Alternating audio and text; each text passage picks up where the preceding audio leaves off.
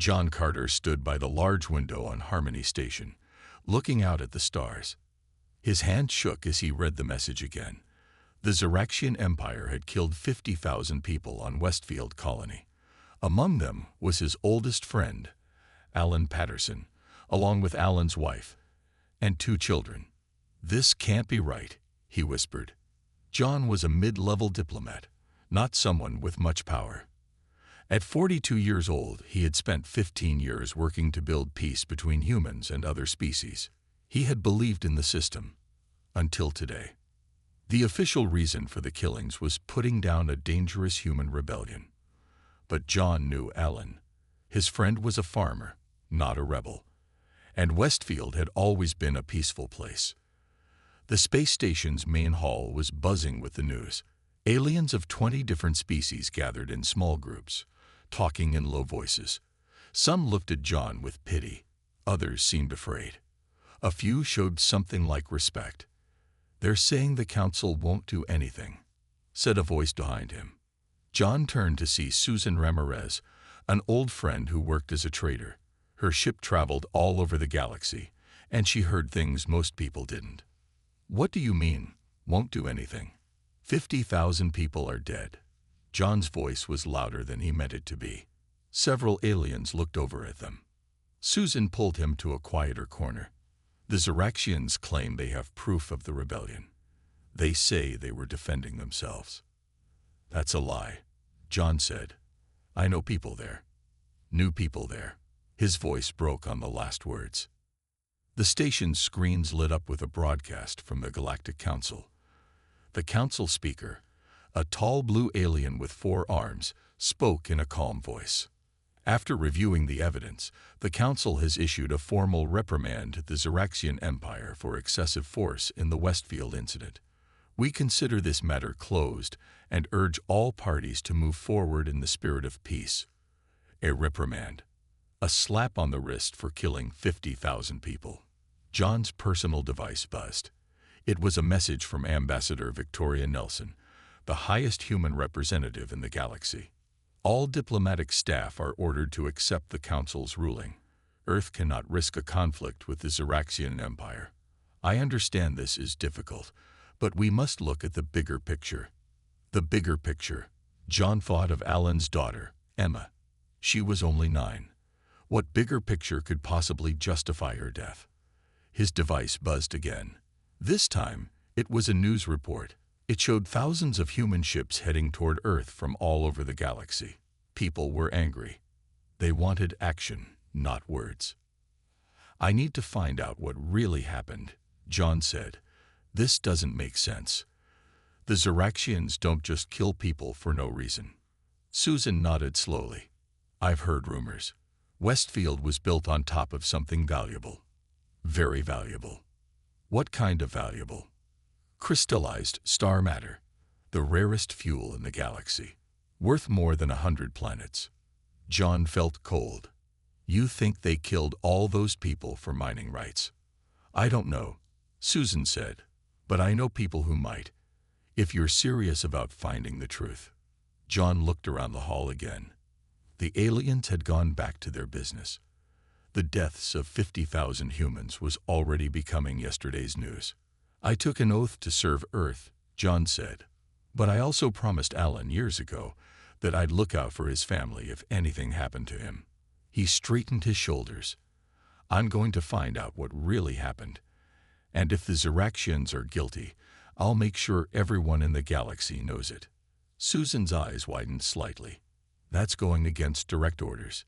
You'll lose your job. Maybe worse." John nodded. "Some things are more important than following orders. Are you with me?" Susan smiled, a small, dangerous smile. "Always wondered what it would be like to make real trouble. Let's go find your truth, diplomat." John and Susan left Harmony Station on her small trading ship, the Starlight. Susan had removed the ship's tracking device. As far as Earth Command knew, John was taking personal leave to mourn his friend. "Where do we start?" John asked as they jumped into hyperspace. Susan pulled up a star map. "I know someone on Border Station 9. He used to work for Earth Intelligence before he quit. If anyone knows what really happened on Westfield, it's Greg Martinez. 3 days later, they docked at Border Station 9, a rough place on the edge of human space. The station was filled with people from all species who preferred to avoid official attention. "Keep your head down," Susan whispered. "There are Xeraxian spies everywhere these days." They found Greg in a small bar tucked away in the station's lower levels. He was a big man with a scared face and tired eyes. Once he had been a top agent for Earth. Now he lived on the edges, trading information. "Susan Ramirez," Greg said with a small smile. "Still causing trouble." "This is John Carter. He's a diplomat looking for answers about Westfield." Greg's smile disappeared. "Dangerous questions, diplomat. 50,000 dead means someone has a lot to hide." John leaned forward. "I need to know what really happened." Greg looked around the bar, then nodded slowly. "Not here. Come to my place in an hour." As they walked back to the ship to wait, John felt eyes on them. He turned to see 2 Xeraxian soldiers watching from across the crowded market area. "Susan," he said quietly, "I think we have company. Don't look at them. Keep walking." They made it back to the Starlight, but as they prepared to leave for Greg's place, the ship's alarms went off. "Someone's trying to override the lock." Susan was already moving to the emergency controls. "They're coming for us." The main door began to glow red as cutting tools burned through from the outside.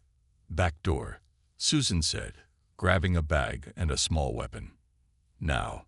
They escaped through the maintenance hatch just as the main door fell in. 3 Xeraxian soldiers rushed into the ship, weapons ready. John and Susan ran through the station's maintenance tunnels. "How did they find us so fast?" John gasped. "Someone talked," Susan said grimly. "Let's hope Greg wasn't the one." They reached Greg's quarters to find the door open. Inside, the place was torn apart. Greg sat at his desk, bleeding from a cut on his head, but very much alive. "You're late," he said. "Had some visitors. Seems you're important, diplomat." "The Xeraxians tried to grab us too," Susan said. Greg nodded. "Then we need to move fast." He activated a hidden screen. "I did some digging after you contacted me. Look at this." The screen showed a geological survey of Westfield. Under the colony was a massive deposit of crystallized star matter, enough to power 1,000 fleets for 100 years. "The colonists found it 6 months ago," Greg said. "They told Earth Command, who started quiet negotiations with the Galactic Council for mining rights. But the Xeraxians found out," John guessed. "Yes, and they wanted it all." Greg pulled up another file.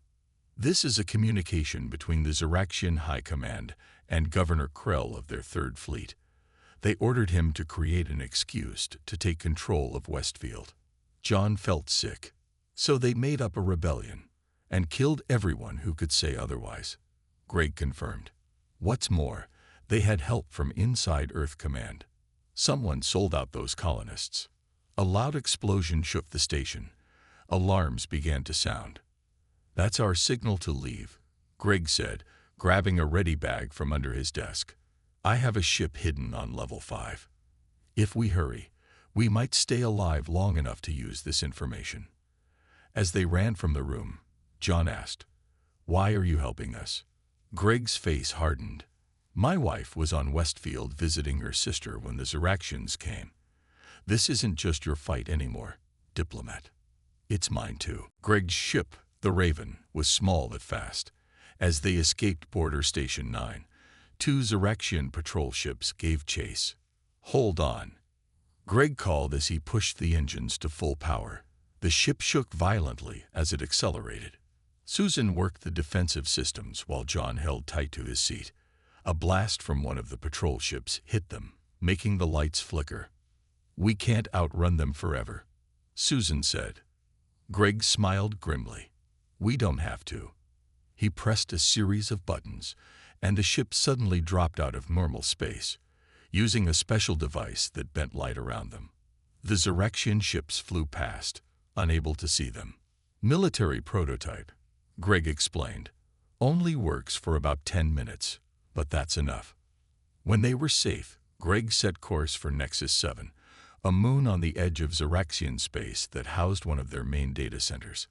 If we want proof the Xeraxians planned this massacre, it will be there, Greg said. But getting in won't be easy. Susan looked at the plans Greg had pulled up. I can fly us in.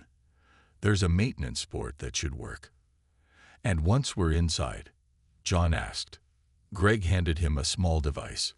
This will copy their files. We need to reach the central server room. 2 days later, they approached Nexus 7, using the ID codes from a Xeraxian supply ship that Greg had borrowed during a previous mission. We have 1 hour before they realize these codes are being used in 2 places at once, Greg warned. Susan piloted the ship to the maintenance dock. The 3 of them put on worker uniforms and masks that would hide their human features from casual observers. Remember, Greg said, walk like you belong there. Don't run unless I say so. They entered the facility and moved through the halls. John's heart was pounding so hard, he was sure everyone could hear it. But the Xeraxian workers barely looked at them. When they reached the central server room, a guard blocked their way. Maintenance authorization, the guard asked. Greg showed him a forged work order. The guard looked at it closely. John held his breath. Finally, the guard nodded and stepped aside. Once inside, Greg quickly disabled the security cameras. We have 10 minutes, he said. Susan, watch the door. John, with me. John followed Greg to the main terminal. Greg plugged in the copying device and started searching through files. There, he said after a few minutes. Project Westfield. The screen filled with messages between Xeraxian officials. John read them quickly, feeling sick. They showed clearly that the Empire had planned the massacre months in advance. They had invented the rebellion story and had even planted fake evidence. Worst of all, the messages mentioned a human asset who had helped them by delaying Earth's response to the colony's distress calls. Someone high up in Earth Command is working with them, John said in shock. Got it all, Greg said as the device finished copying. Let's go. They were almost back to their ship when alarms began to sound. A voice over the speakers called for all workers to report for security checks. Run, Greg shouted. They sprinted for the maintenance dock. Behind them, guards shouted and weapons fired. A blast hit the wall near John's head. They made it to the ship just as a group of guards rounded the corner. Susan fired up the engines while Greg laid down covering fire. John helped pull Greg inside as a blast caught him in the shoulder. Go, Greg shouted through clenched teeth. Susan pushed the ship to full power. They broke away from the dock as more guards arrived. Several patrol ships started to launch. We need somewhere to hide and treat Greg's wound, Susan said. John checked their star charts. Outpost Delta is close. I know someone there who might help us. As they fled Xeraxian space with their precious evidence, Greg looked at John with pain-filled but determined eyes. Worth it, he said. Now we can prove what they did. The galaxy will have to listen. Outpost Delta was a small trading station owned by neither humans nor Xeraxians. It was a place where people minded their own business, which made it perfect for hiding. John's contact was Diane Wright, a human reporter known for her fearless stories. She had been John's friend in college before they went different ways. He to diplomacy, she to journalism. Diane met them at a private docking bay. Her eyes widened when she saw Greg's wound. What have you gotten into, John? She asked as she helped them to her quarters. The truth about Westfield, John answered. While Diane used a medical kit to treat Greg, John and Susan explained everything they had discovered. When they showed her the files from Nexus 7, Diane's face became serious. This is bigger than anything I've ever reported, she said. The Xeraxians will try to kill anyone who shares this. That's why we need your help, John said. You know how to get information out in ways that can't be stopped. Diane nodded slowly. I have a network of trusted sources across 50 systems. If we send the evidence to all of them at once, the Xeraxians can't silence everyone. They worked through the night, preparing the files. Diane wrote a clear report explaining what the evidence showed. By morning, they were ready. Once we send this, there's no going back, Diane warned. The Zeraxians will know exactly where we are. Do it, John said. 50,000 people deserve justice. Diane pressed the button. The files went out to news services, government officials, and public channels across the galaxy. At first, nothing happened. Hours passed with no response. Maybe no one believes it, Susan said worriedly. Then Diane's communication system lit up with incoming messages. News services wanted to interview them. Citizens from dozens of worlds were expressing shock and outrage. The evidence was too clear to deny. The biggest surprise came when 3 other species, the Tellarites, the Vex, and the Norvan Collective, released their own reports of Zeraxian aggression that had been covered up in the past. The dam is breaking, Greg said, sitting up despite his injury. Everyone who's ever been hurt by the Empire is finally speaking out. The Galactic Council announced an emergency session to discuss the Westfield massacre. Several council members who had voted to accept the Zeraxian story now demanded a full investigation. Then came the news they had been waiting for. President Frank Howard of Earth made a public statement. In light of new evidence, Earth rejects the Zeraxian account of events on Westfield. We demand a full inquiry and justice for our murdered citizens. The Earth fleet has been placed on high alert. It's working, Susan said with tears in her eyes. Their celebration was cut short when Diane's security system sounded an alarm. 6 Zeraxian warships just entered the system, she reported grimly. They're demanding that Outpost Delta surrender the human terrorists. That's you. The station's administrator appeared on their screen. I'm sorry, he said. We cannot fight the Empire. You have 1 hour to surrender or leave before we let them board. We need to go, Greg said, trying to stand. But where? John received a message on his personal device. It was from Ambassador Victoria Nelson. You've started something that can't be stopped. Now you need protection. Go to Liberty Station. Eric Thompson has agreed to help. I'll meet you there. Can we trust her? Susan asked. She ordered you to stay quiet about this in the first place. John wasn't sure, but they had few options. Liberty Station is owned by humans. It's our best chance. As they prepared to leave, news channels reported that human ships from all over the galaxy were changing course, heading toward Zeraxian space. Some were military vessels, but most were civilian. Traders, miners, transport ships. What are they doing? Diane asked.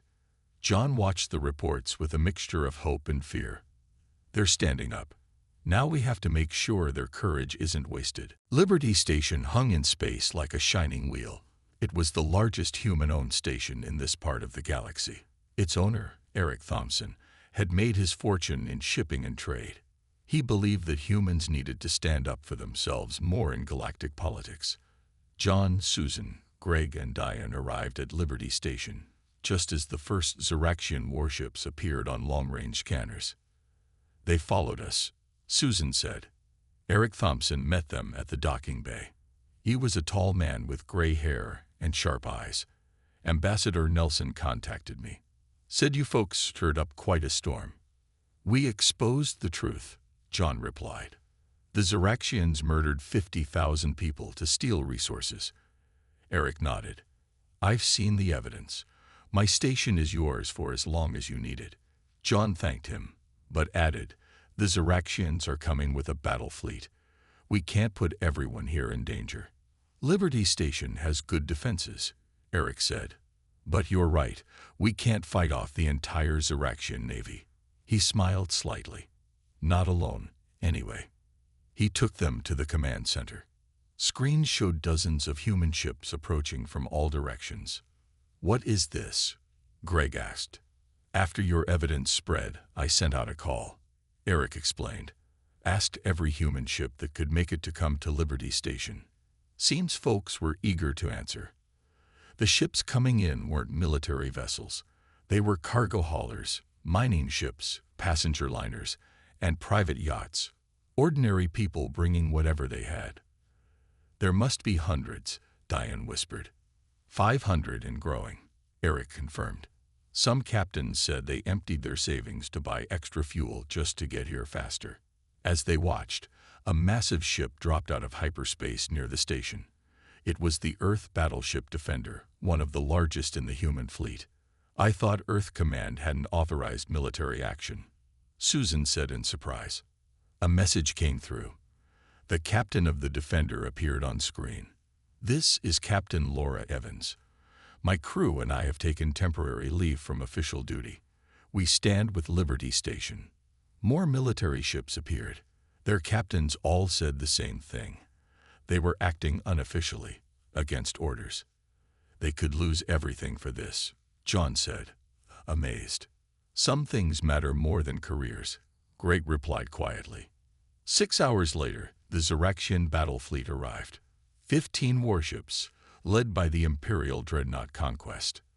Their weapons could destroy Liberty Station in minutes. The Zeraxian admiral's face appeared on the main screen. He was reptilian, with scaled skin and cold yellow eyes. I am Admiral Vorax of the Imperial fleet. Surrender the human criminals who stole Imperial data, or we will open fire. Eric stepped forward. This is Eric Thompson, owner of Liberty Station. The people you're looking for are under my protection. They've committed no crime except exposing the truth about Westfield. Admiral Vorax hissed in anger. This is not your concern, human. The Empire has been patient with your kind, but that patience has limits. Look around you, Admiral, Eric said calmly. Every human ship in this sector has come to stand with us. Are you prepared to fire on all of them? The Admiral's eyes narrowed as he studied the sensor readings. Over 1,000 human ships now surrounded Liberty Station. Most had no weapons, but they formed a living shield. This is madness, Vorax said. You would sacrifice all these lives.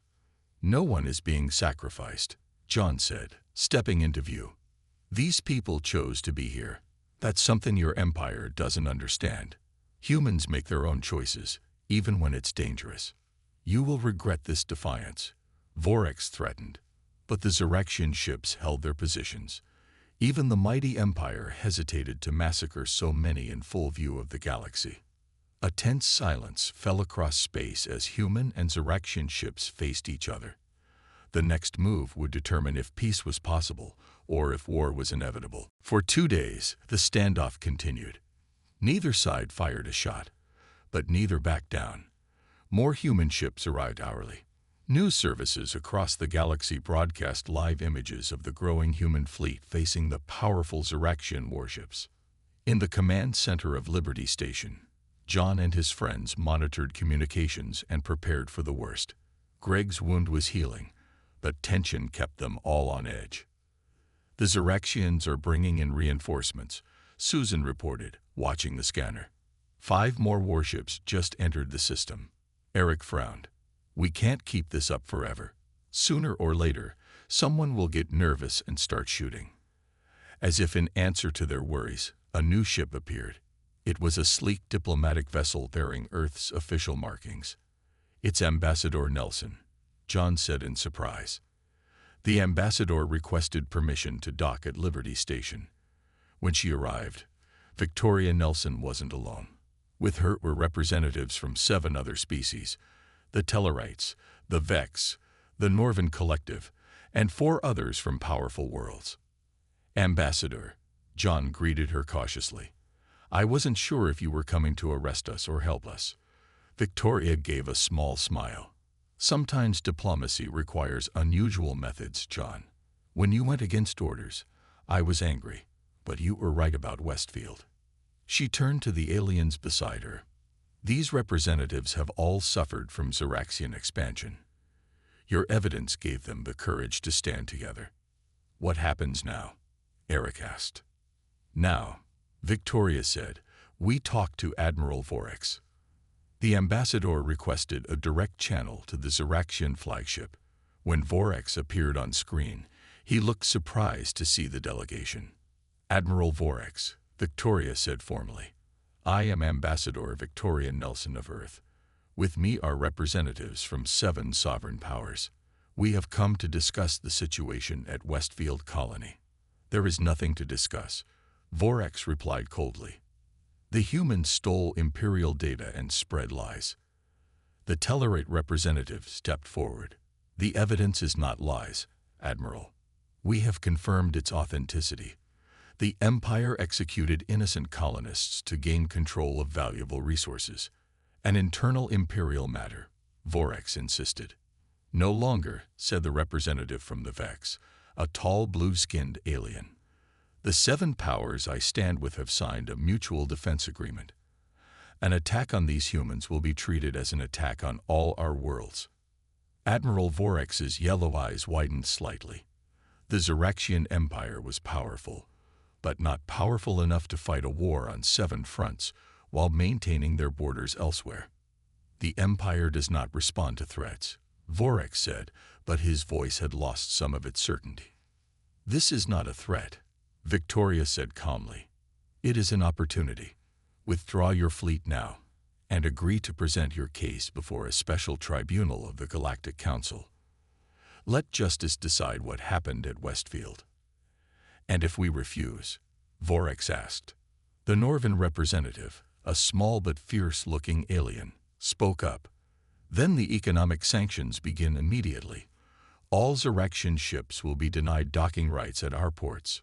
All trade will cease, and the human fleet you see before you will be joined by our own military forces. The command center fell silent as everyone waited for Vorex's response. The Admiral's scaled face showed no emotion, but his eyes darted back and forth as he calculated his options. Finally, he spoke. I must consult with Imperial High Command. Hold your positions. The screen went dark. John turned to Victoria in amazement. How did you arrange all this? While you were gathering evidence, I was gathering allies, she replied. The Xeraxians have made many enemies. They just needed someone to take the first stand. She put her hand on John's shoulder. You gave us that, John. 3 hours later, Admiral Vorx returned with his answer. The Xeraxian fleet would withdraw. The Empire would submit to the tribunal's authority, under protest. As the Xeraxian ships turned away, cheers erupted throughout Liberty Station and across the human fleet.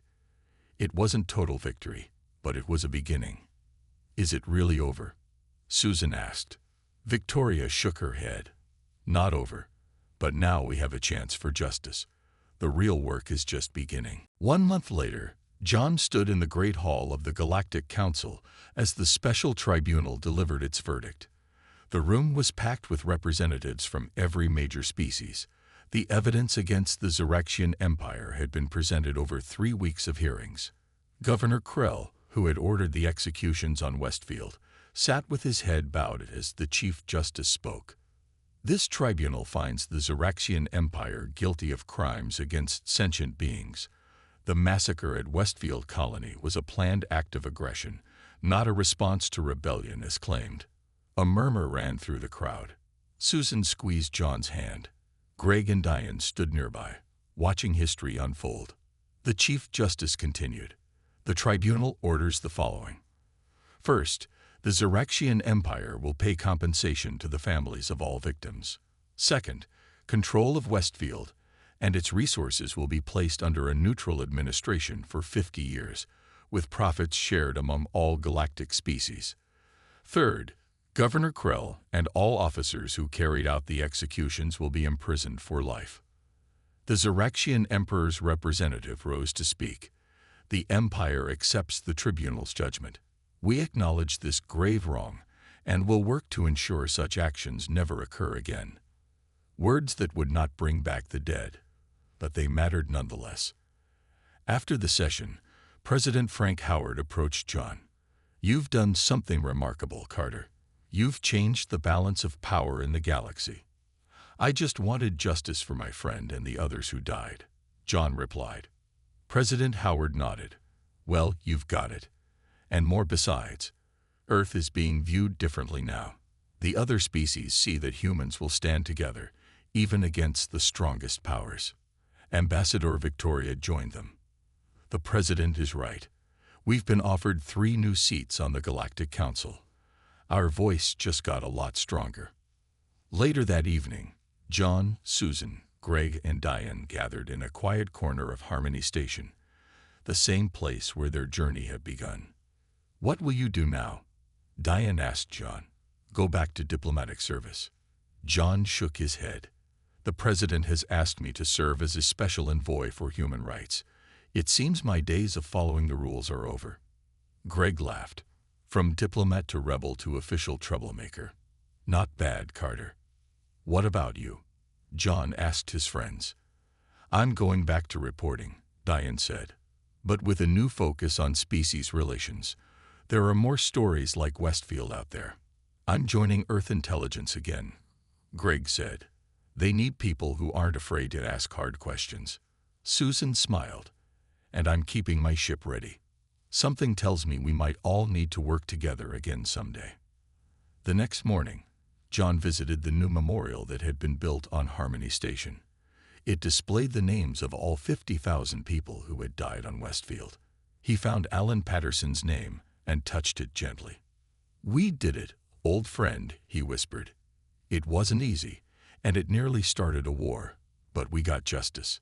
As he turned to leave, John noticed a young woman looking at another name on the memorial.